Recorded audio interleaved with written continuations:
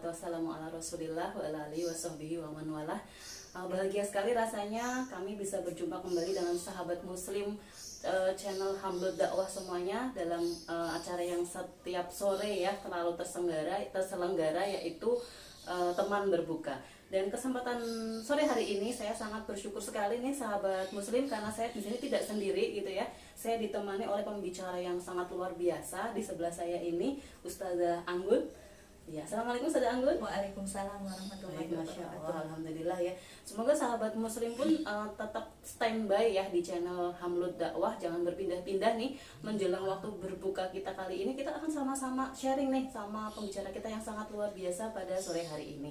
Tema kita kali ini nih sahabat muslim, kita akan berbicara tentang keluarga bahagia yang dirindukan surga. Masya Allah ya. Siapa nih di antara sahabat muslim yang ingin keluarganya menjadi keluarga bahagia gitu ya. Tentunya saya yakin seluruh umat muslim khususnya ya pasti merindukan keluarga yang bahagia yang dirindukan surga. Kira-kira mungkin apa tidak mungkin nih sahabat muslim bagi kita untuk mewujudkan keluarga yang bahagia yang bahkan dirindukan oleh surga. Ya, karena justru ya sering sekali kita mendengar fakta jangankan bahagia, malah justru banyak sekali permasalahan-permasalahan yang terjadi. Begitu ya Mbak Ustazah Anggun ya. Baik, langsung saja kita akan mendengar pemaparan dari Ustazah Anggun terkait dengan membentuk keluarga yang bahagia yang dirindukan surga. Baik, silakan Ustazah Anggun. Terima kasih. Bismillahirrahmanirrahim. Rabbi shrah li sadri wa yassir li amri wahlul 'uqdatam min lisani yafqahu qawli amma ba'du. Terima kasih Mbak Dina ya atas waktunya yang diberikan. Kita insyaallah pada sore hari ini menjelang berbuka kita sama-sama ingin mengupas ya Mbak, mengupas tuntas ya bagaimana cara mewujudkan keluarga bahagia yang dirindukan surga.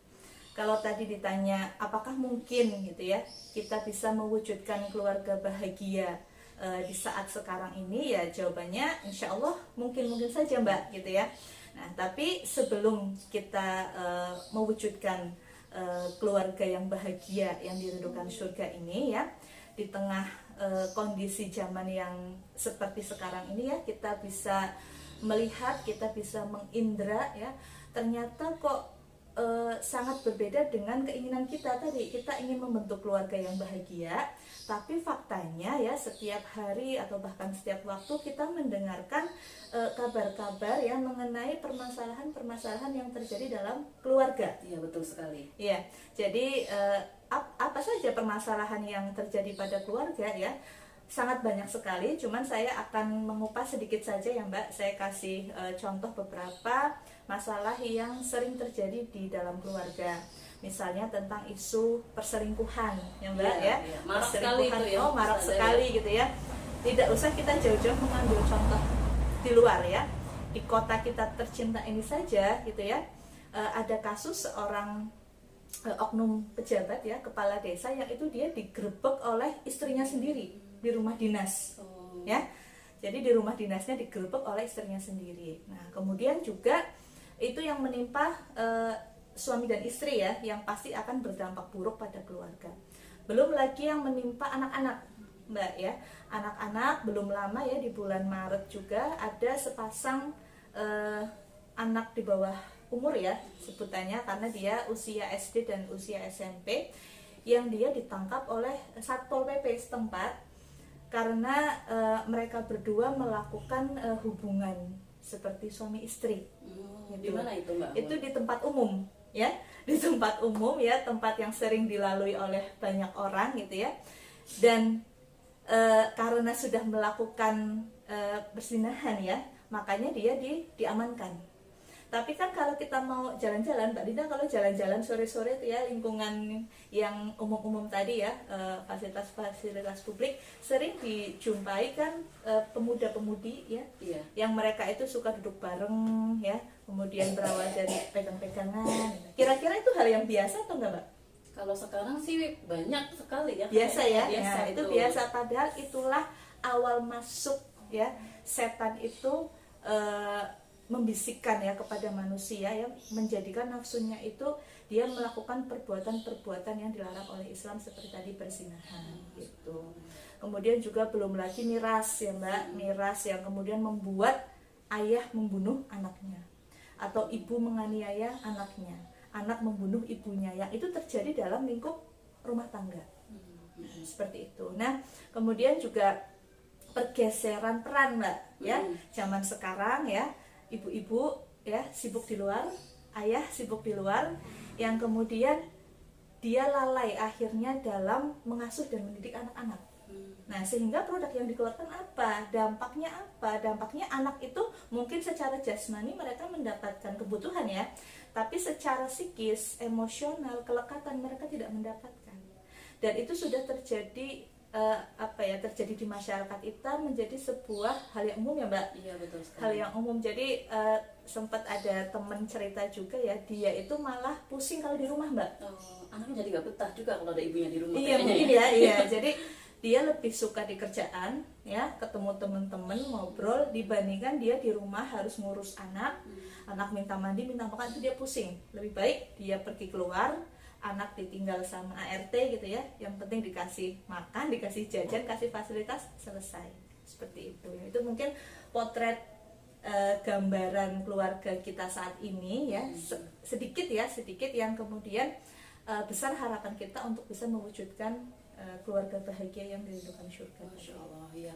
Jadi ini menarik sekali ya, sahabat muslim ya.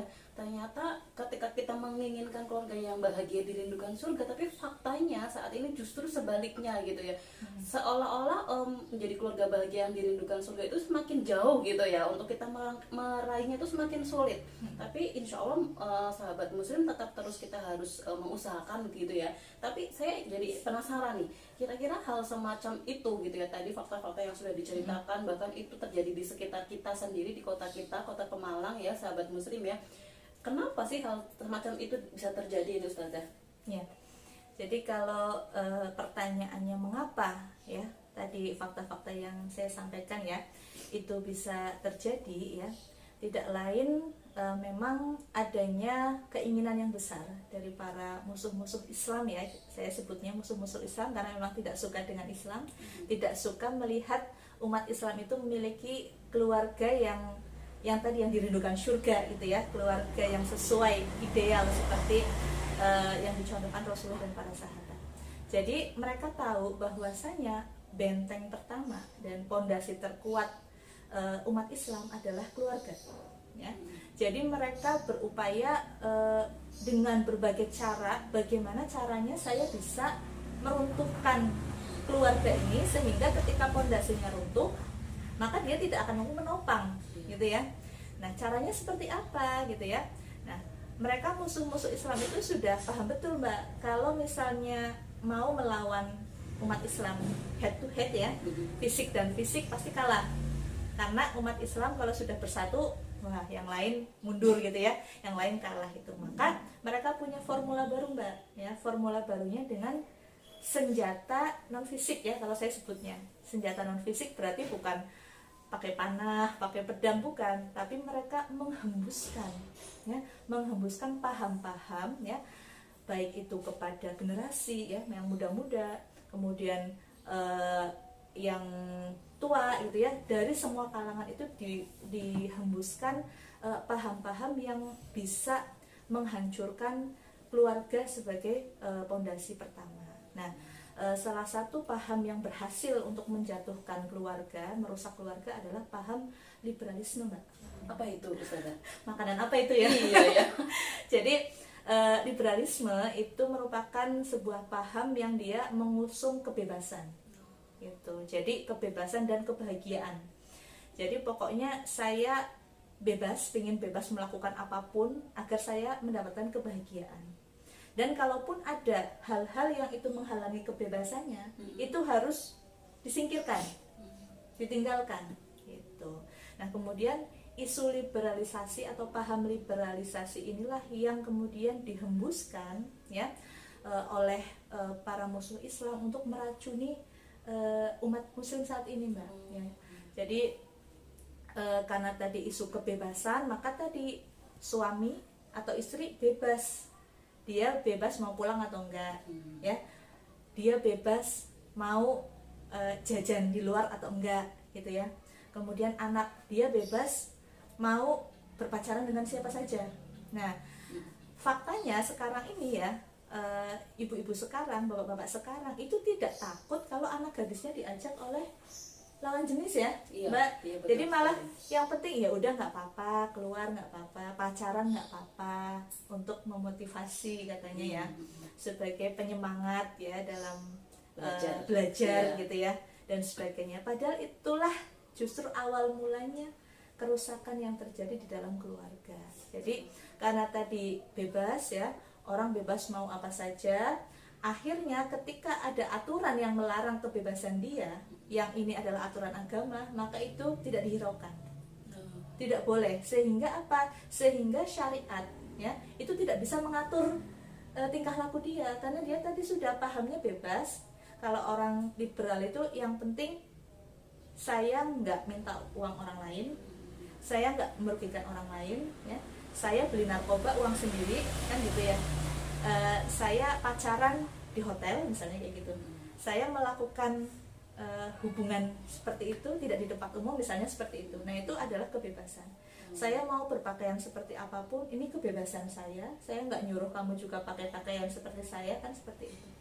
Nah yang akhirnya paham liberalisme ini membuat pemisahan antara agama dengan kehidupan, Mbak.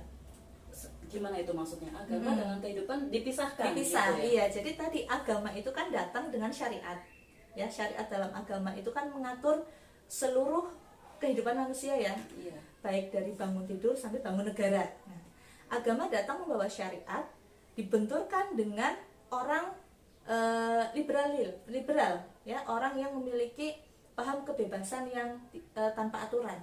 Maka agama ini ditinggalkan karena menganggap agama ini sebagai sebuah aturan yang mengekang, sehingga dia tidak bisa lagi bebas. Oleh karena itu ya kita jumpai sekarang ya dalam keluarga, istri dia keluar ya, dia keluar di luar seharian itu bebas, saya sah-sah saja. Laki-laki saja bisa begitu, kenapa saya nggak bisa gitu. Nah itu kan awal mulanya adalah ibu ya, ketika ibunya sudah dibikin capek di luar, fokus pada kegiatan luar, akhirnya dia sudah tidak lagi menjadi umum warobatul bait. Baik. Jadi ternyata ya adanya paham-paham yang tidak dari Islam ini tadi yang kemudian ya meracuni para kaum muslimin kita saat ini gitu ya. Salah satunya tadi dari ibunya kemudian dibuat capek untuk di luar beraktivitas, sehingga kemudian melupakan peran utamanya sebagai seorang ibu gitu ya, dimana yang harus mendidik anak, menjaga rumah ya gitu, kemudian taat kepada suami, itu kemudian pelan-pelan semakin hilang gitu ya. Maka justru hal seperti ini mendekatkan kita kepada kerusakan-kerusakan masalah rumah tangga gitu ya, Ustazah ya. Terus kira-kira masih bisa nggak sih kita itu memiliki keluarga bahagia yang dirindukan surga, sementara masalahnya semakin hari semakin kompleks gitu ya kayaknya ya? Ya, jadi pertanyaannya, kalau kita masih bisa nggak sih punya keluarga bahagia yang dirindukan surga? Insya Allah bisa ya. Saya punya dua cara, Mbak ya, dua cara untuk bisa mewujudkan keluarga bahagia yang dirindukan surga ini. Yang pertama ya, kita mengokohkan keimanan kita ya kepada anak-anak kita ya, karena kita sebagai seorang ibu ya, kita menanamkan kepada mereka akidah agama Islam secara keseluruhan. Jadi anak kita didik untuk mengetahui bahwasanya Islam itu mengajarkan seluruh aturan kehidupan ya, tadi dari bangun tidur sampai bangun negara ya. Kita memahamkan keluarga kecil kita memahamkan orang-orang di sekitar kita untuk memperkokoh keimanan dan akidah tadi, Mbak ya. Sehingga ketika akidahnya sudah oke, sudah kokoh, ibaratnya akar itu, maka dia akan taat pada syariat otomatis gitu ya, sehingga dia akan berpikir beribu-ribu kali untuk melakukan kemaksiatan, karena tadi dia sudah paham ya bahwasanya ini dilarang oleh agama saya gitu ya. Nah yang kedua ya, ini harus sepaket, nggak boleh dipisah. Yang kedua, adanya penjagaan dari negara, Mbak gitu. Jadi tidak bisa kita hanya mengokohkan akidah pada keluarga saja. Jadi ibaratnya kalau saya bahasanya nggak bisa soleh sendiri gitu, Mbak. Karena apa? Ketika misalnya Mbak Dina nih udah mentreatment anaknya dengan sedemikian rupa ya, di rumah diberikan pendidikan yang terbaik sesuai dengan apa yang Allah inginkan. Ketika anak keluar rumah ya, anak bertemu dengan lingkungan Ya, di luar kontrol di luar kita, kontrol ya. atau nggak usah keluar rumah sekarang Mbak, Oh iya. nonton HP ya, buka murotal saja itu ada iklan-iklan yang berbau pornografi ya. Iya, betul. Nah, jadi segala sosial media sekarang apalagi kok ketik tentang itu langsung keluar banyak. Nah, jadi maksud saya gini, ini contoh ya, negara bisa menghentikan itu semua ya, karena negara yang punya wewenang ya, wewenang paling punya wewenang untuk menghentikan semua konten pornografi misalnya. Kemudian miras, negara bisa melarang produsennya ya, bukan kemudian kita berhenti saja. Ketika dia udah berhenti, dia lihat miras dijual di mana-mana gitu ya, narkoba dia bisa beli di mana-mana. Nah, harusnya negara menghentikan itu semua. Kemudian perzinahan ya, negara melarang semua aktivitas yang itu berbau perzinahan. Insya Allah dengan tadi kita mengokohkan keimanan dalam keluarga kita dan orang-orang lingkungan sekitar kita, kemudian adanya penjagaan negara, insya Allah bisa mewujudkan keluarga yang dirindukan surga. Jadi negara di sini harus berperan penting ya.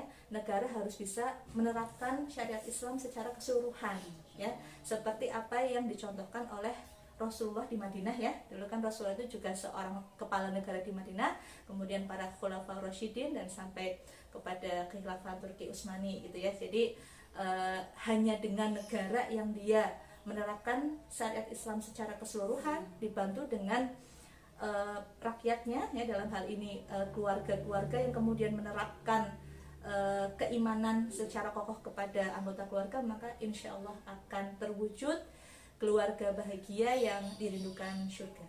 Masya Allah, luar biasa sekali ya Sobat Muslim. Jadi ada solusinya nih, nggak usah khawatir gitu ya. Kalau misalnya kita menginginkan keluarga yang bahagia, nggak perlu mencari literatur atau pemahaman-pemahaman yang di luar Islam, karena sebenarnya Islam itu sudah memberikan solusinya gitu ya, solusi komplit. Mulai dari kita mau menikah pun ada, sebenarnya ada gitu ya ilmunya gitu ya, hanya tinggal kita mau atau tidak nih. Kemudian tadi bagaimana kita perlu mengokohkan keluarga kita ya, agar keimanannya semakin kuat, dan tidak hanya itu tapi dibantu ya, dibantu dijaga oleh negara. Saya jadi nggak sabar gitu ya, membayangkan kalau seandainya saja negara kita ini sudah benar-benar ya menerapkan aturan-aturan yang Islam gitu ya, seperti apa gitu rasa bahagianya gitu ya Ustazah ya. Ya, luar biasa sekali pastinya. Insya Allah mewujudkan keluarga yang bahagia yang dirindukan surga itu nanti tidak hanya sekedar mimpi tapi bisa kita raih bersama. Ya, Masya Allah ya. Sangat menarik sekali topik kita pada sore hari ini, tapi sayang sekali waktunya sudah habis ya Sobat Muslim semuanya. Insya Allah kita nanti akan berjumpa kembali di lain kesempatan. Saya ucapkan jazakillah khair Ustazah Anggun atas waktunya ya, materinya juga sangat luar biasa. Mohon maaf apabila ada kesalahan tutur laku dari kami ya selaku pengisi acara teman berbuka pada sore hari ini. Baik, saya akhiri. Wassalamualaikum warahmatullahi wabarakatuh. Waalaikumsalam warahmatullahi wabarakatuh.